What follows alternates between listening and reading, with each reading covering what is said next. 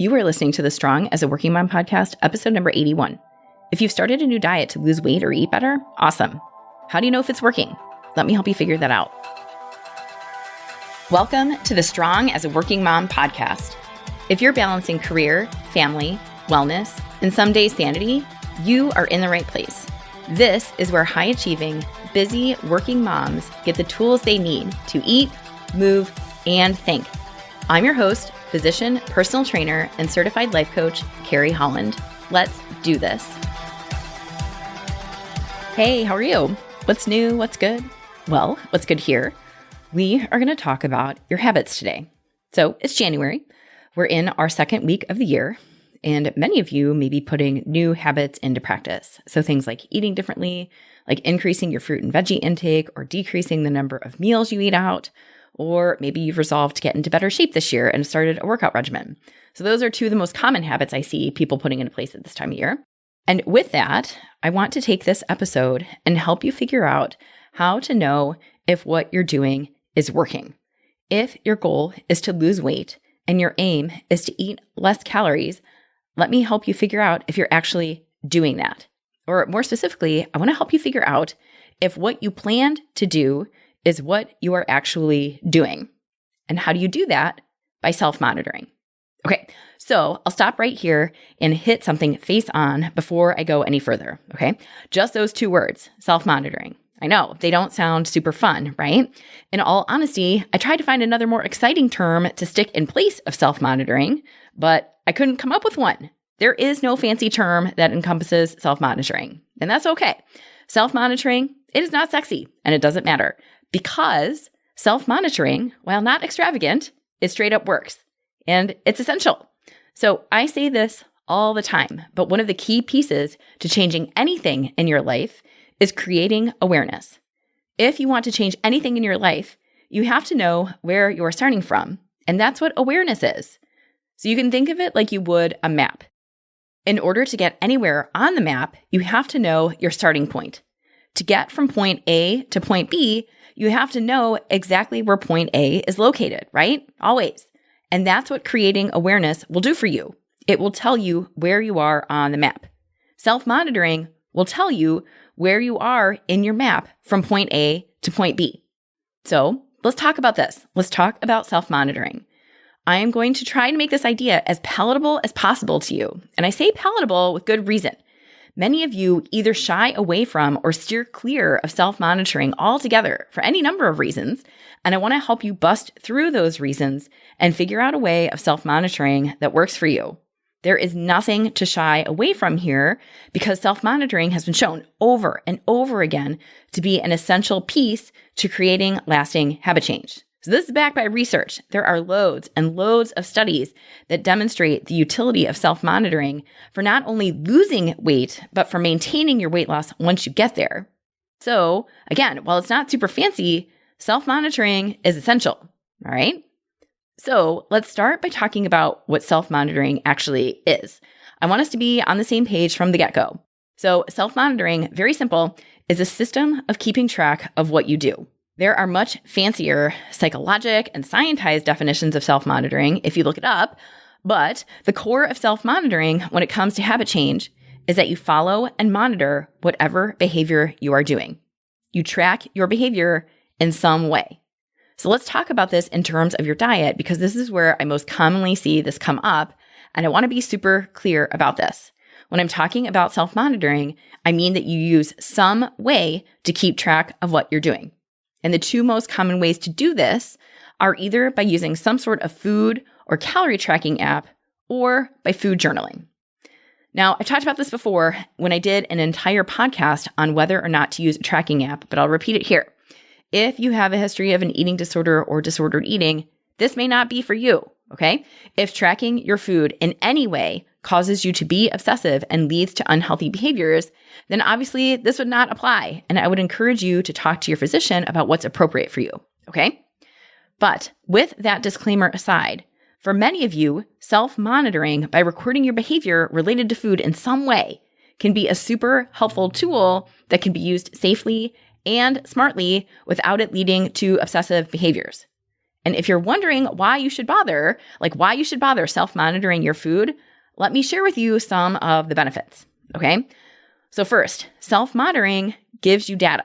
This is fairly obvious, I know, but I want to talk more about it because even though it makes intuitive sense, this often gets overlooked. Self-monitoring gives you data.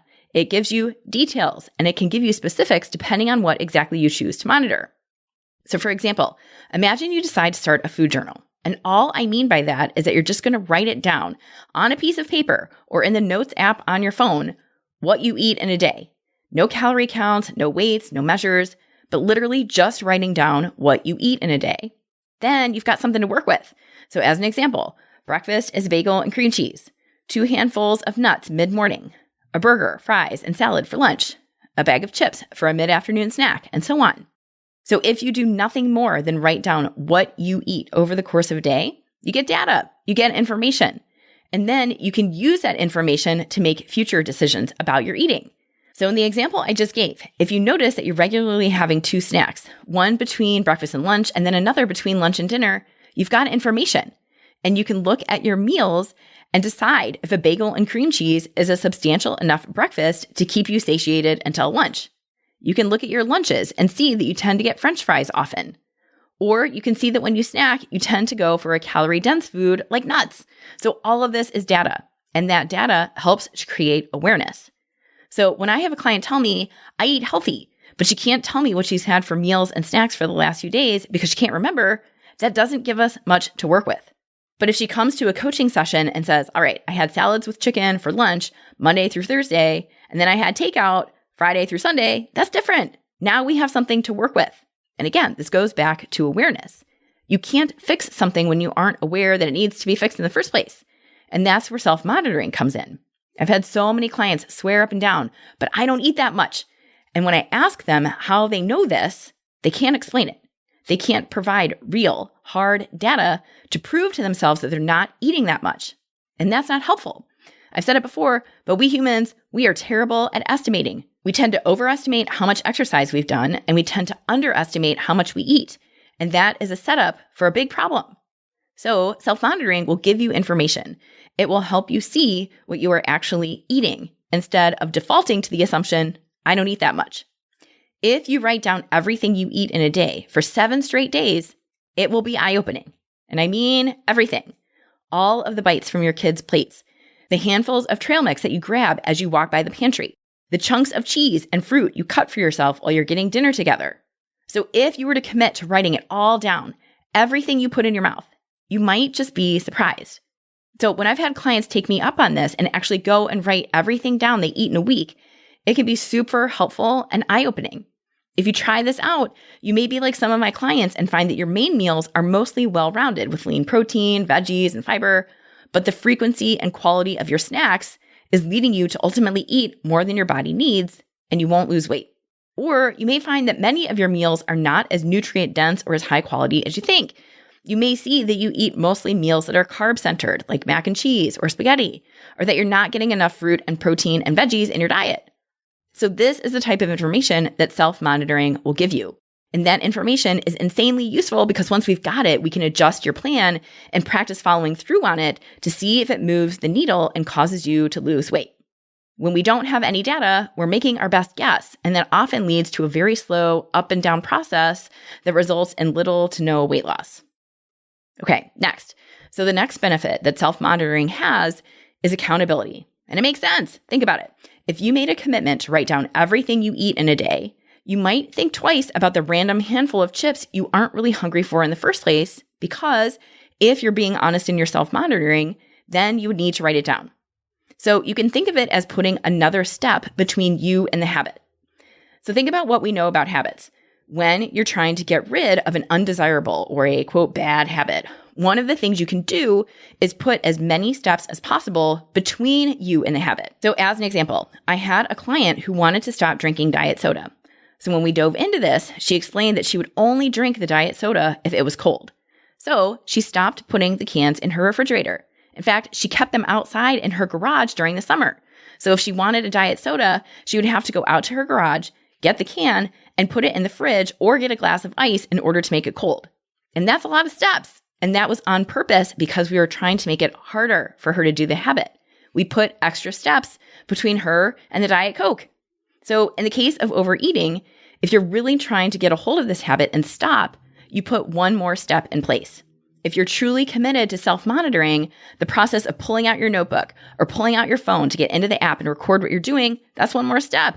And because as humans, we're lazy and we don't like to add in extra steps to our behaviors, it may cause you to think twice before you eat something you didn't plan, because then you have to go and record it.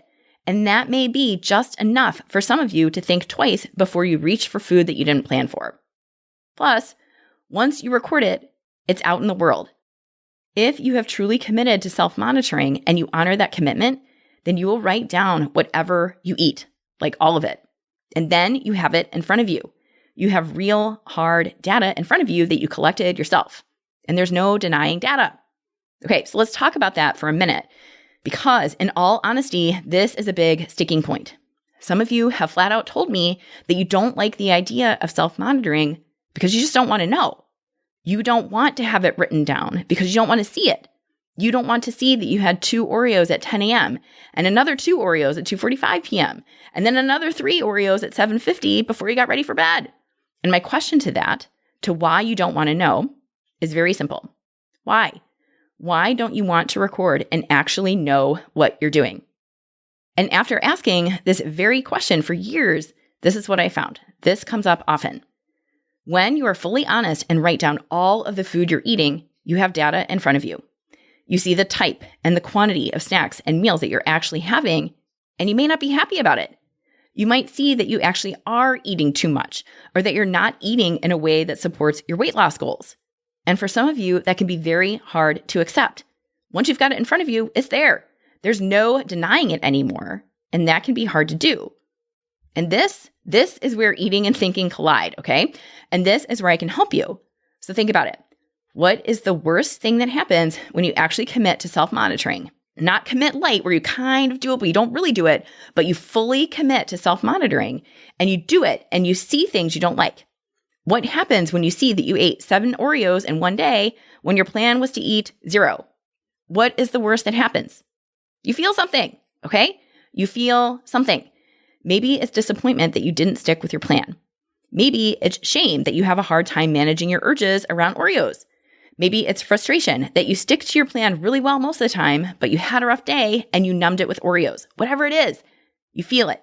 Disappointment, shame, frustration. You feel the emotion. You process it, and then you move forward. Okay? So this is a huge deal. This is a huge barrier for some of you when it comes to self-monitoring, and I want to help you break through it. In order to be successful at changing your life and changing your habits, please accept that you're going to screw up. It's not going to be perfect at all. No one gets it right from day one. No one.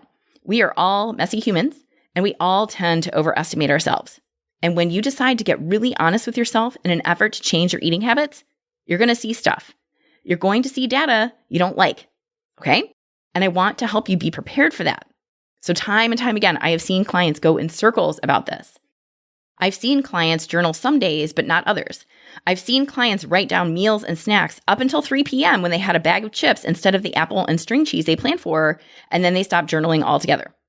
I've seen clients write down their meals, but not record a single snack or a bite or a taste of anything because they didn't want to see it in front of them. They just didn't want to know. But that's not helping you. So instead, that's painting a very fuzzy picture of what's really going on. And it's keeping you from making the changes necessary to improve your diet and lose weight if that's your goal. It's similar to weighing yourself only when you think you've been, quote, good. That doesn't help you at all. It sets you up for serious resentment towards the scale if and when it doesn't show you the numbers you want. And it only serves to give the scale that much more power over you that it has no business having. And it's all because of one thing: how you think you'll feel. So remember, everything you do or don't do is because of how you think it will make you feel.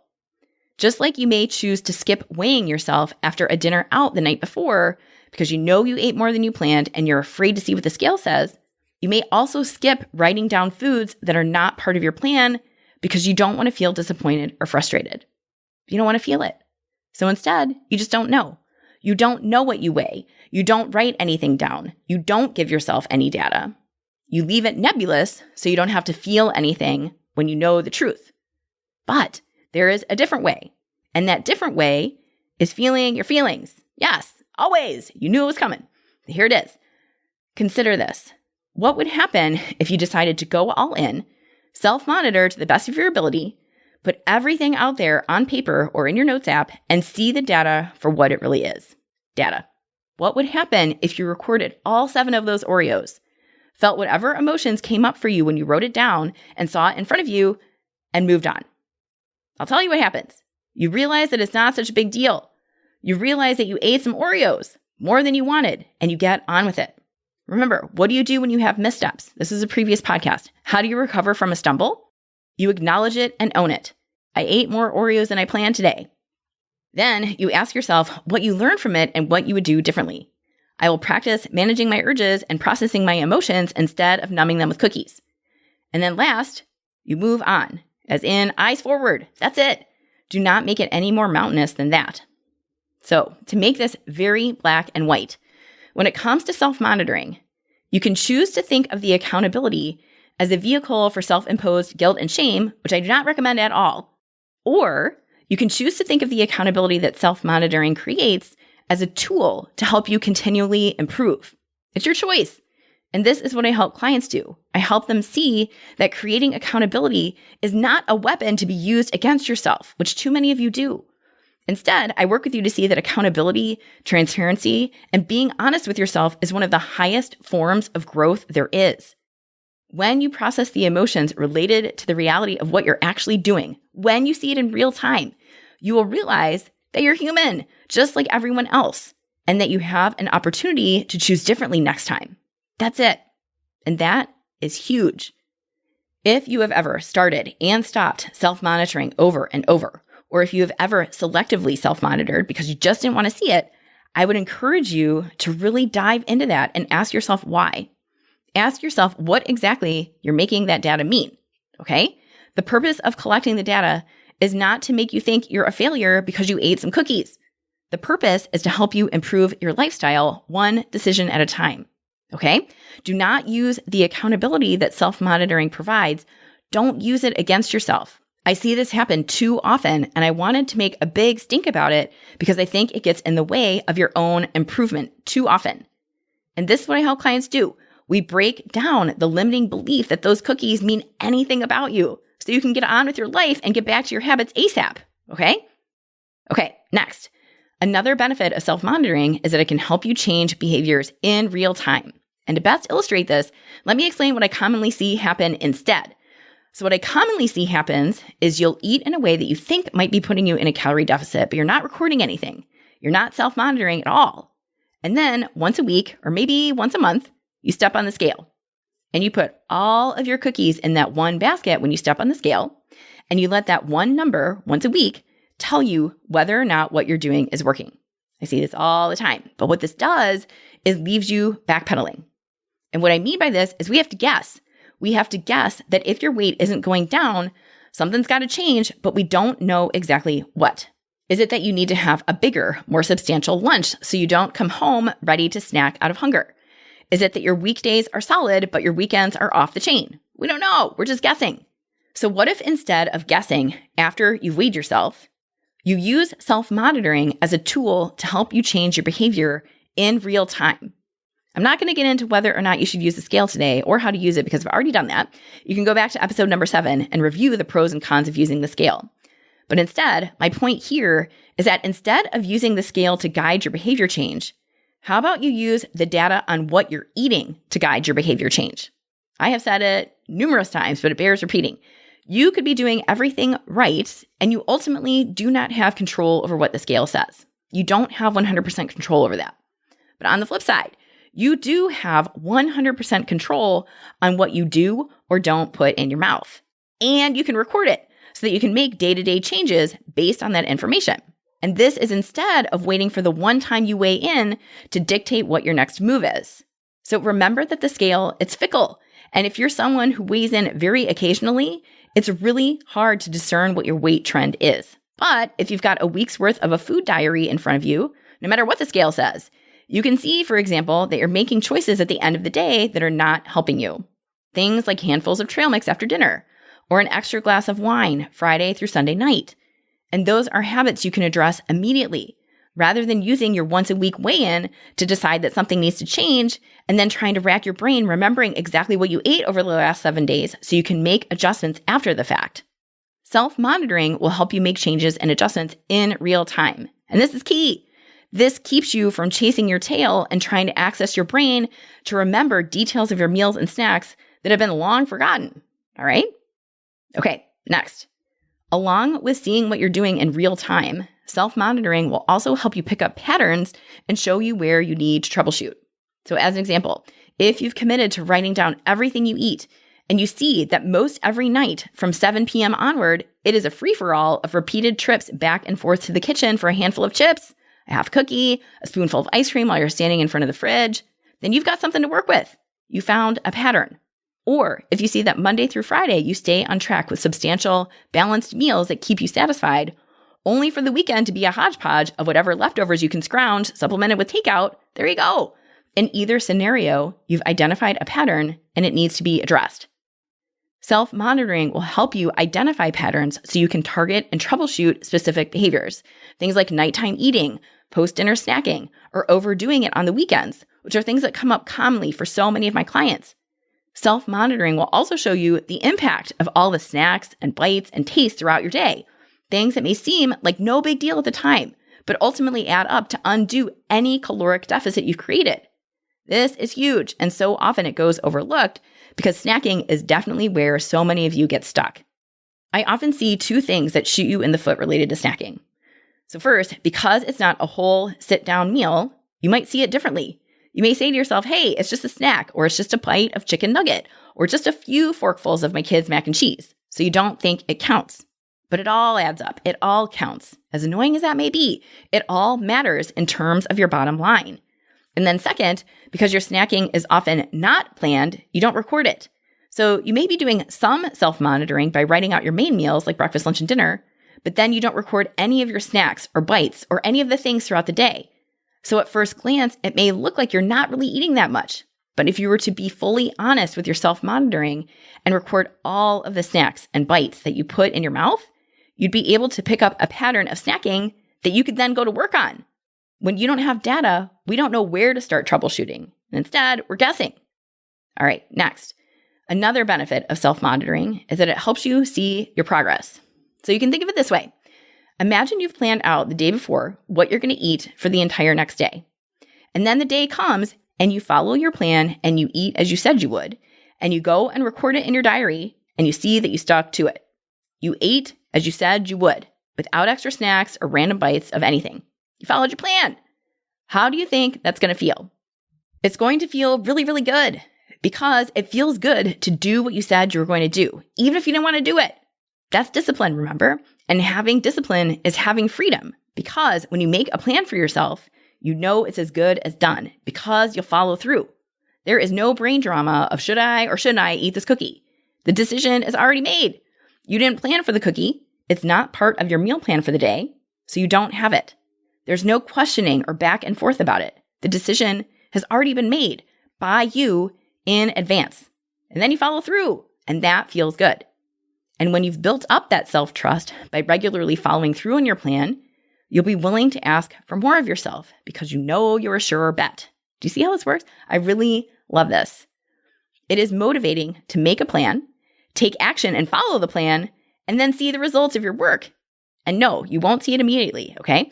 Following your plan for 1 day or 1 week or even 1 month may not automatically result in weight loss at the outset. This is not a quick fix here. But if you find a plan that you can stick with for the long haul and make it something you practice every day to the point that it becomes your lifestyle, then yes, you will most definitely see results. So remember the order of operations. Take action, see results, and get motivation. Then use that motivation to propel more action. It's a self-perpetuating cycle. Progress brings progress, right?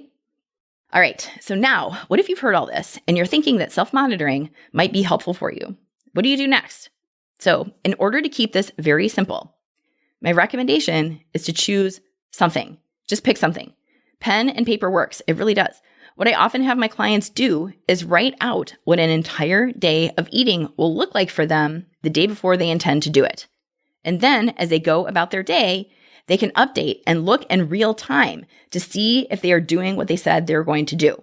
You can cross out whatever you didn't eat and write in whatever you did eat. You don't need to weigh, you don't need to measure, you don't need to put in any amounts, just a piece of paper and a pen to write down everything that goes in your mouth. That's it.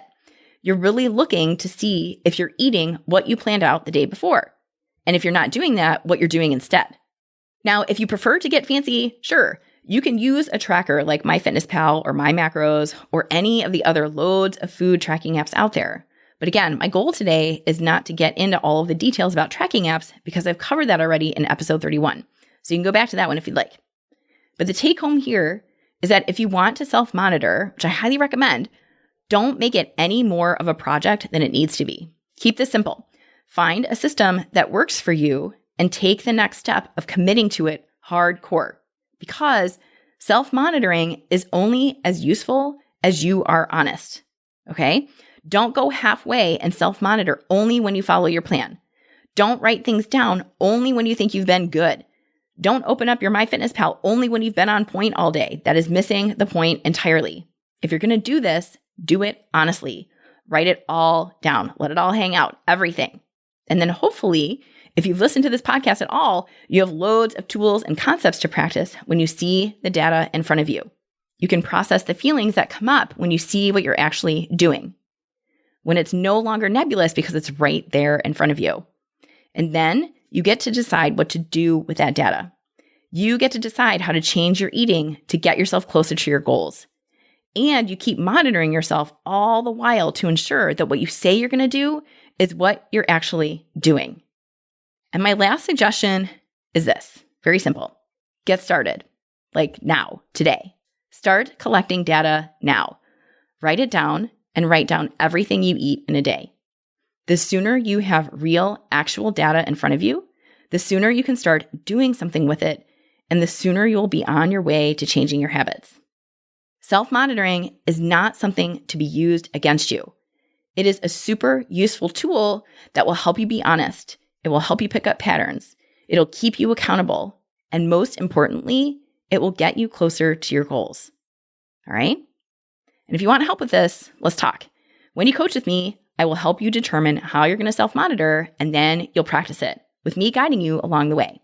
I will help you deal with whatever comes up for you as you track your progress, and we'll practice seeing data for what it is. Data. Nothing more, nothing less. Okay? Check out my website. Go to www.carriehollandmd.com/contact. Tell me what habits you want to put in place. Then let's get to work. All right? Thank you again for hanging out with me, and I'll catch you again next week. If you like what you've been hearing, please review the show. I would love to get your feedback and ideas. Your suggestions have inspired episodes and will help me make the show better for you. And share this podcast with a friend. Text a show link, share a screenshot, or post a link to the show on your social media. And be sure to tag me at Carrie Holland MD on either Instagram or Facebook so I can follow along and engage with you. This is how we get the word out to other working moms who want to feel strong inside and out. If you know someone who wants to feel better or eat and move differently, but she is too tired or too busy, it is time to change things up. And you know, making that change starts with how you think. And that is what we do here on the Strong as a Working Mom podcast. I'll see you next week. Thanks for listening to Strong as a Working Mom. If you want more information on how to eat, move, and think so you can live in the body you want with the mind to match, visit me at carriehollandmd.com.